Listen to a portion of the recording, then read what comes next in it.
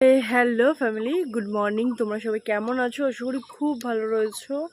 আর আমি এখন কোথায় আছি বলো তো? তোমরা যারা যারা ব্লগস দেখেছো এর আগে তারা তো সবাই জানো আমি এসেছি আমার মামার বাড়িতে, যেটা সুন্দরবনের কাছাকাছি। এক্স্যাক্ট লোকেশন সুন্দরবন নয়, বাট সুন্দরবনের কাছাকাছি। তো এইখানে গ্রামীণ পরিবেশ আমার খুবই ভালো লাগে, মনে হয় এখানে থেকে। জানো তো, আজকে না ভোরবেলায় উঠেছি, যে ভোরবেলাটা দেখবো। তো উঠেছি মোটামুটি 5টা নাগাদ। ওমা, উঠে দেখি যে তখনও রোদ উঠে গেছে। তো জানি না, কালকে চেষ্টা করব ভোরবেলাটা দেখার। তো মোটামুটি 4টে সাড়ে 4টে নাগাদ উঠবো।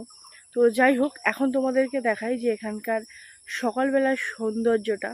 সবাই তো যে যার কাজে ব্যস্ত হয়ে গেছে। তো এখন চলো দেখাই মাঠে ঘাটে কি সুন্দর গরু ঘুরছে।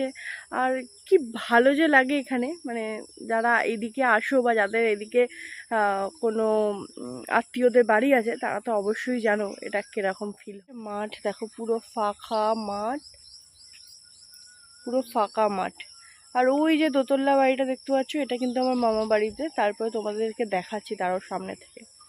এটা হচ্ছে ফাঁকা মাঠ। তো এইসব গাছে এসে না খুব খেলতাম এইসব গাছে। তখন আরও এখানে তেঁতুল গাছ এটা ওটা গাছ ছিল। তো পরে এখানে খেলতাম আমরা, ছোটো ছোটো গাছে উঠতাম।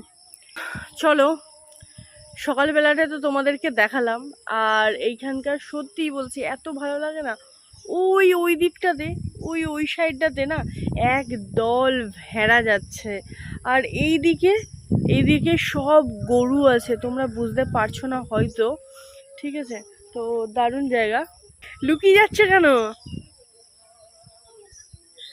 তো এইখানে হচ্ছে সকালবেলাতে যে যার কাজে সবাই ব্যস্ত থাকে।